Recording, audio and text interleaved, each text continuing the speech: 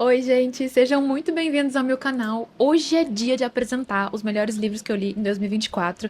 Mas antes, não deixe de me seguir lá no meu perfil, no Instagram e no TikTok, que tem o mesmo nome, Leia com Bianca, igualzinho aqui do YouTube. E bora para este vídeo. Sem mais delongas, eu queria dizer que os livros que estão aqui são os livros que eu dei acima de 4 estrelas. Eu posso até fazer um vídeo aqui, se vocês quiserem, de quais critérios eu uso para avaliar os meus livros e daí de 1 a 5 estrelas. Em nono lugar, ficou Olhos d'Água, da Conceição Evaristo. Gente, que escrita que essa mulher tem, pelo amor de Deus, é muito boa.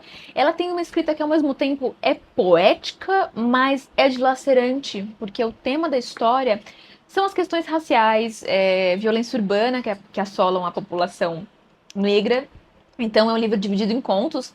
E aí são diferentes realidades da população negra, né? Tem a história de uma menina que foi abusada quando era criança, então alerta de gatilho, todos os gatilhos possíveis, né? Tem um alerta. Então histórias de violência policial com crianças, né, que acometem crianças nas periferias do Brasil. Histórias cotidianas sobre atravessamentos que impactam aí a população negra de modo geral. Eu gostei da história, e aí já pensando nas ressalvas de por que se é tão bem escrito, se é tão legal, por que não é o top 1, acho que eu vou trazendo isso um pouco aqui pra vocês. Mas teve uma coisa que me incomodou aqui no livro, que ela não é tipo assim, um problema da história. Eu acho que é mais um problema com a minha fase de leitora. Eu tô num momento em que eu tô tentando ler mais sobre pessoas negras, sobre a população negra, de uma outra forma, em outras situações que não sejam a morte, né, a precarização. A gente tem que ter muito cuidado para não romantizar essa realidade, né? Eu gosto muito quando o Jefferson Tenório fala em O Avesso da Pele. A raça, ela atravessa a vida das pessoas negras, mas ela não é tudo que está na vida das pessoas negras. São diversas coisas que estão no avesso da pele das pessoas negras, como os afetos, as relações afetivas com as pessoas, enfim, e muitas outras coisas. Então eu me distanciei um pouco dessa obra por conta disso, mas ela é muito boa. Eu acho que em termos de letramento racial, ela é essencial. Se eu lesse há 4 anos, quando eu iniciei o meu letramento racial, eu teria, assim, amado. Talvez daqui a alguns anos eu possa reler e ter um outro olhar. De Onde Eles Vêm, do Jefferson Tenório. Esse é um novo livro do Jefferson, né? Acabei de citar ele em Uma Vez da Pele, que é um dos meus livros favoritos, inclusive.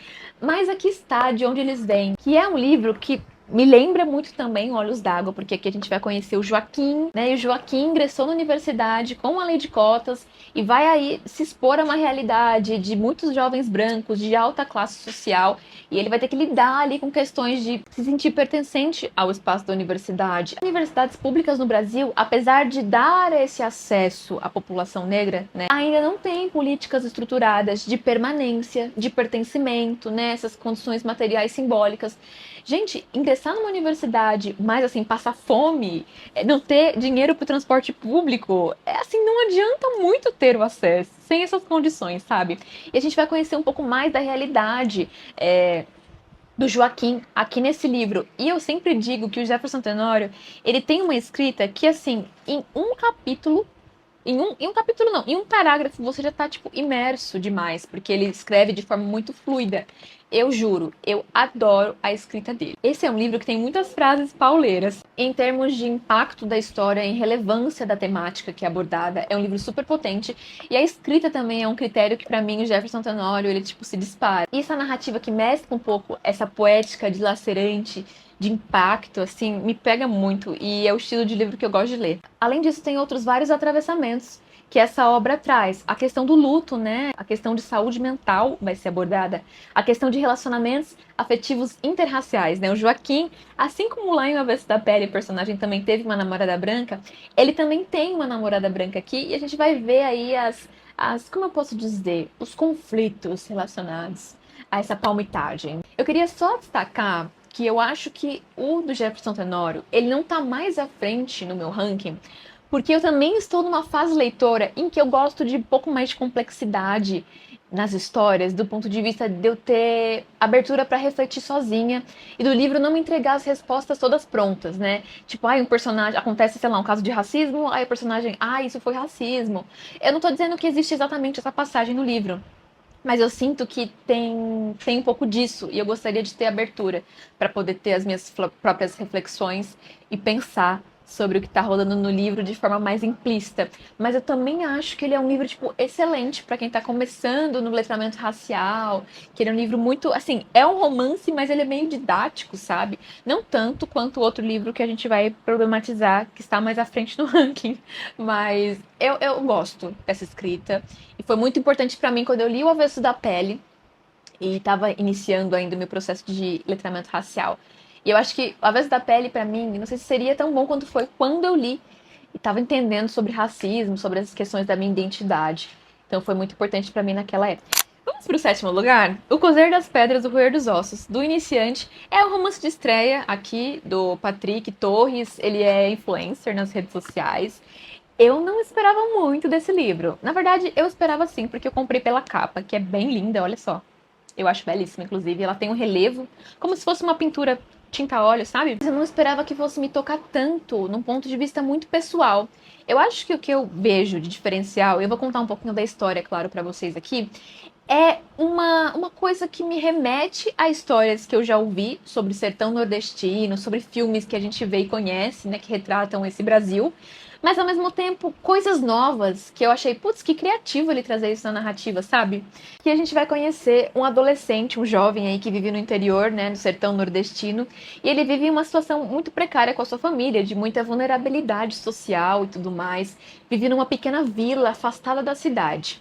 Só que o pai do Mirto é alcoólatra e em uma noite o pai dele não retorna para casa e aí a mãe dele pede para ele ir buscar o pai. A primeira vez que ele sai ali da pequena cidade, eu não vou contar muito porque eu acho que eu vou dar spoiler se eu começar a falar dessa história e o que acontece depois que ele vai buscar o pai, né? Mas eu acho muito bonita essa questão da força do Nordeste sendo retratada no livro, a força da mãe do Mirto também, que é uma personagem que para mim ficou assim marcada, vai desenvolver um pouco a história dessa mulher, enfim, que sofreu de agressão do marido e tudo mais.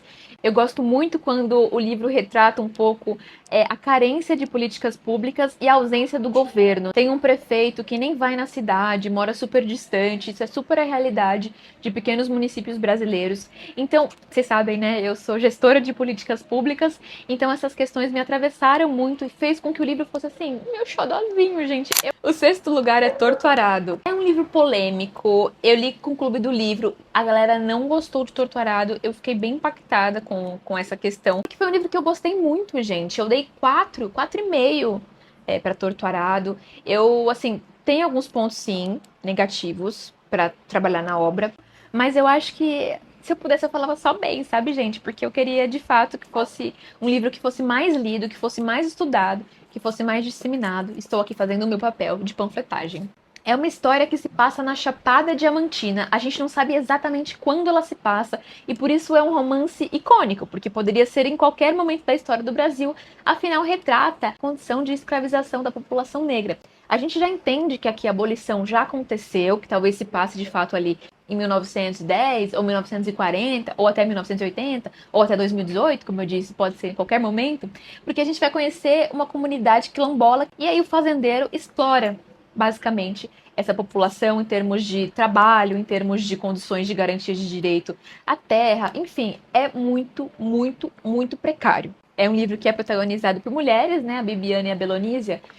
Me conectou muito com as minhas avós, com as minhas tias, ou com mulheres que vieram antes de mim que eu nem conheço e que poderia ser elas nessa história. Eu acho que o primeiro ponto positivo é esse, né? Essa coisa do tempo, de não ter uma linearidade e poder se remeter a qualquer época do Brasil. Acho que tem essa coisa também da preservação de memória, porque o Itamar ele fez um extenso trabalho para escrever este livro, e aí a última parte do livro, né, ela é narrada por uma entidade religiosa, e eu acho isso incrível, porque essa entidade, a Santa Rita Pescadeira, ela estava sendo esquecida pelo povoado ali na Chapada Diamantina, que é de onde ela se origina, e ele traz para a história essa personagem, assim como também traz uma religião de matriz africana, que é o Jaré, que é muito pouco conhecida no Brasil como um todo. E que eu, por exemplo, nunca tinha ouvido falar e soube através desse livro. Então acho que esse livro ele tem um papel social dentro do Brasil, assim, muito importante. Como eu ficaria por muitas horas falando desse livro, eu quero trazer só mais um ponto positivo e depois eu trago os adendos. A reflexão que eu tive, e que talvez tenha sido a reflexão que eu mais extraí de Torto Arado, que é a relação dessa história com o silenciamento. Primeiro, porque a história ela se inicia com um acidente que acomete aqui as duas irmãs, a Bibiana e a Belonísia.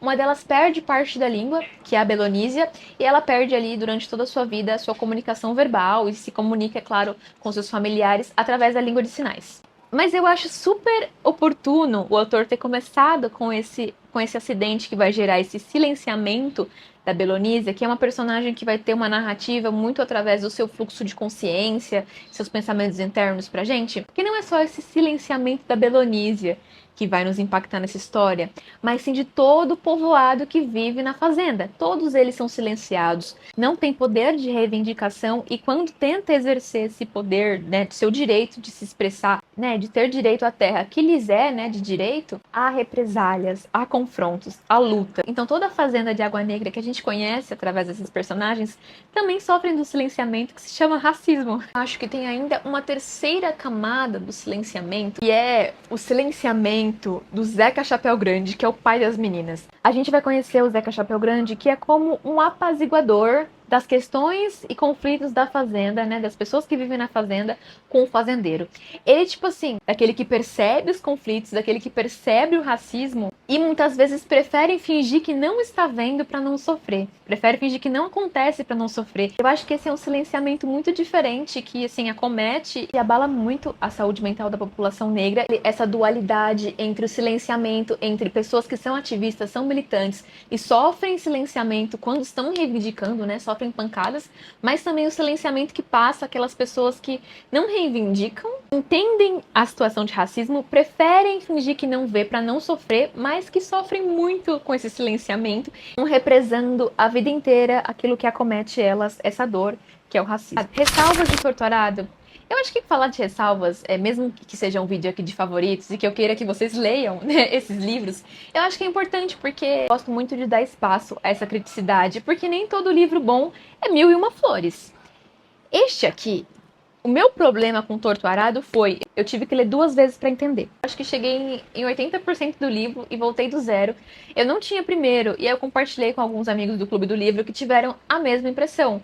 A dificuldade de entender qual é a irmã que perdeu parte da língua. Gente, fica super confuso. E na metade do livro, que vem aí de fato a narração da Belonísia, a gente entende que é ela, mas é bem complicadinho. Eu nem sei se foi proposital do autor, porque a ideia da primeira parte do livro é de fato misturar as irmãs e mostrar que elas eram quase uma só, né? Uma falava pela outra, as duas se entrosavam muito, se conheciam muito bem. Não sei se foi algo intencional, mas eu tive muita dificuldade de entender essa passagem.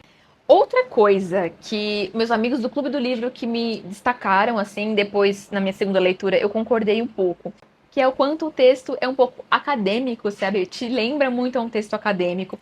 E é isso, né, gente? O Itamar, ele, enfim, fez toda uma pesquisa muito bem embasada para escrever essa história brilhante. Então, acho que a própria narrativa, ela se confunde um pouco com um texto mais pesado, né?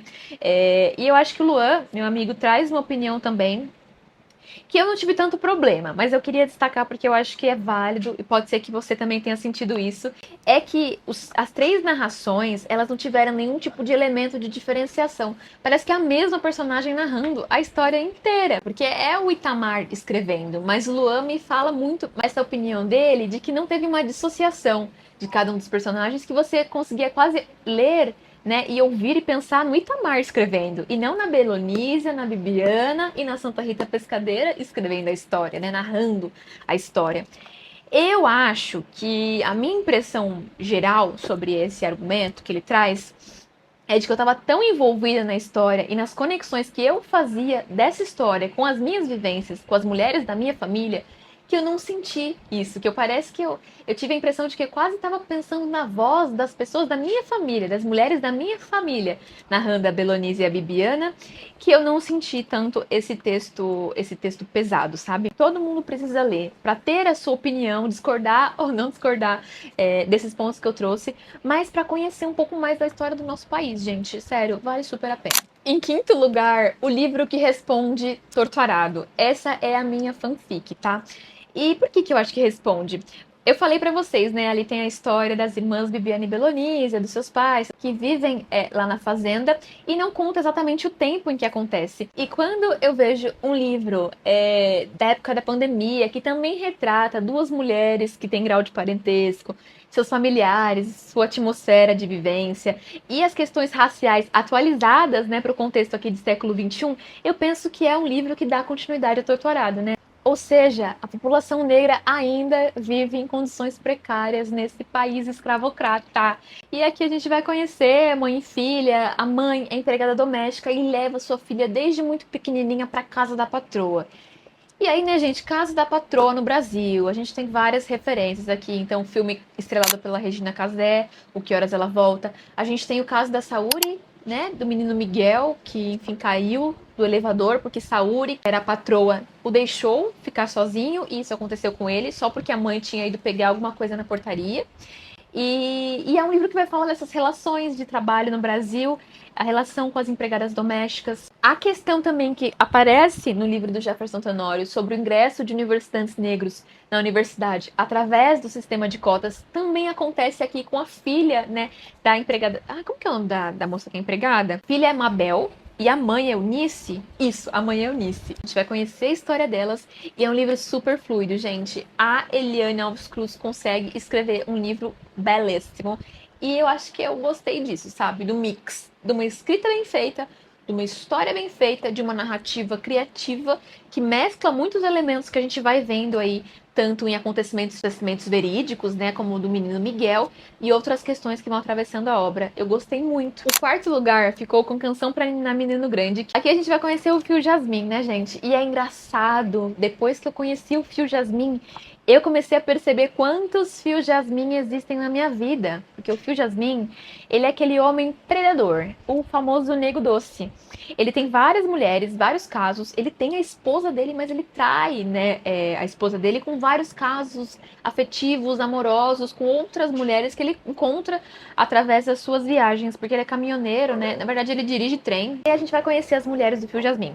Às vezes eu sinto que esse livro é mais sobre as mulheres e essa relação de como elas recebem um homem como o Fio Jasmin do que necessariamente sobre o Fio Jasmin. Porque aqui tem mulheres que são solteiras e deixam o Fio Jasmin entrar porque estão vulneráveis. Aqui tem mulheres que só querem prazer. Aqui tem mulheres que só querem o casamento e aceitam esse tipo de relação com o Fio. Mulheres que adoecem por conta do Fio Jasmin. Minha principal reflexão lendo, que foi assim extremamente importante na minha vida, é essa coisa de homens amam as mulheres? Ou os homens, na verdade, só amam a si mesmos e outros homens? Eu refleti bastante sobre isso no meu Instagram e esse livro foi uma virada de chave, assim, na minha cabeça. Eu acho que o meu calcanhar de Aquiles para esse livro é só a justificativa do porquê o Fio Jasmin é assim. Eu acho que eu gostaria de ouvir mais, de entender mais o que se passa na cabeça de um homem que faz isso com mulheres, né? Mas acho que esse livro tem um lugar muito especial no meu coração, é excelente e eu recomendo demais para vocês. Vocês têm que conhecer as histórias dessas mulheres. Meu terceiro lugar ficou com A Cabeça do Santo, uma história recheada de brasilidade. Aqui a gente vai conhecer uma cidadezinha no interior do Ceará, onde existe uma estátua de Santo Antônio sem cabeça. A cabeça fica no chão e a estátua fica lá em pé, sem cabeça. Inclusive, essa estátua de fato existe no Ceará. E a Socorro Racioli fez aqui um livro de realismo mágico. Então a gente vai conhecer um garoto que vai se mudar e acaba morando dentro da cabeça do santo. Só que o que acontece? Ele acaba ouvindo vozes de mulheres rezando pro Santo Antônio. E, bom, rezas pro Santo Antônio vocês conhecem, né?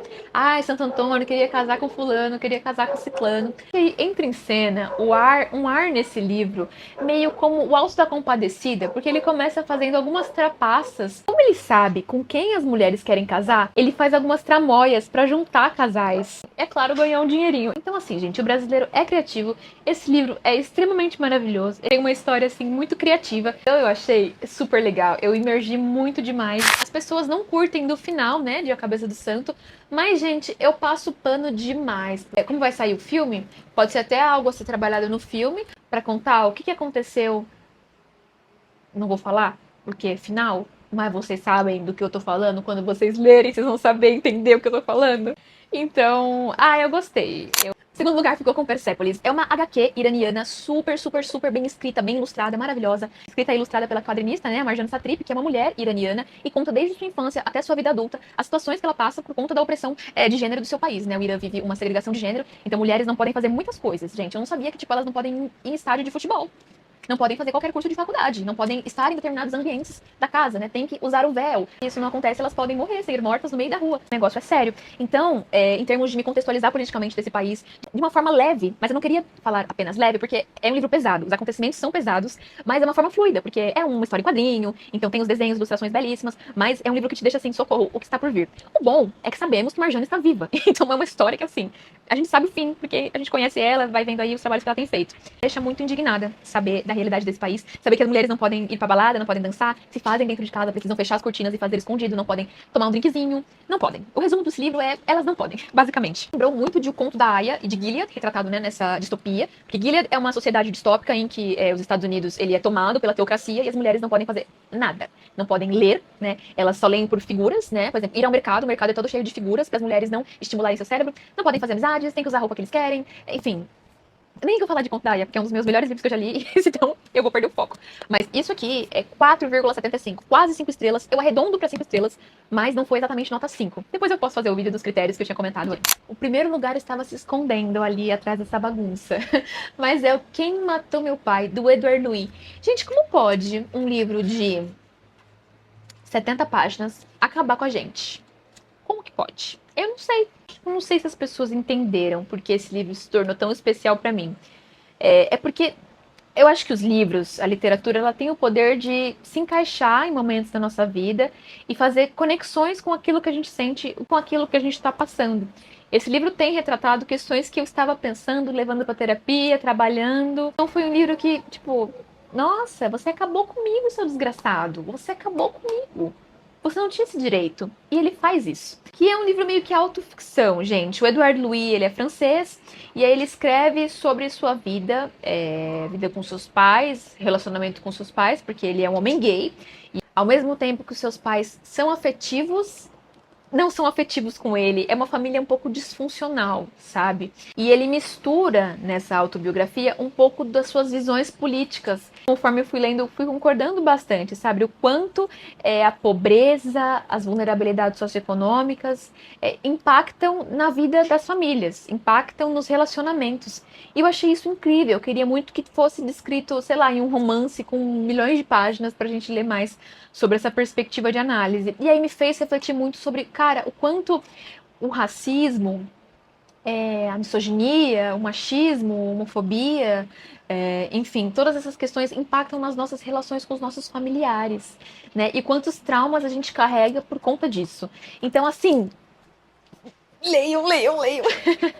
É sério, é muito bom, leiam mesmo. Antes de finalizar e antes de pedir o seu humilde like, queria só enfatizar que esses são livros realmente bons, gente. Eu sei que eu sou muito crítica e trago os adendos, mas eu gosto muito, como eu disse pra vocês, de pensar na leitura como uma possibilidade real de pôr o cérebro pra funcionar. Não tem um livro que eu tenha lido na minha vida que não tenha prós e contras. Eu acho que todo livro tem prós e contras. Gosto muito de estimular que a gente possa pensar criticamente sobre essas obras. É claro, leitura é pra ser fluido, pra ser gostoso. Nem sempre a gente vai ficar aqui assim nos critérios, olhando, dando notinha e sendo rígido com a história. Faço isso, é claro, para ser justa com todas as obras e ter parâmetros para vir aqui e fazer o vídeo de melhores do ano. Mas é claro que minha rotina é super mais fluida quanto a isso. Ai, gente, eu espero que de fato vocês me entendam, que vocês gostem do meu jeitinho. Eu amo ler e vou adorar ouvir os seus comentários e impressões sobre o vídeo, mas também sobre as impressões de vocês nessas leituras. E é claro, se você não tiver lido, me conte aí se teve interesse de ler algum desses livros. Um beijo e até a próxima!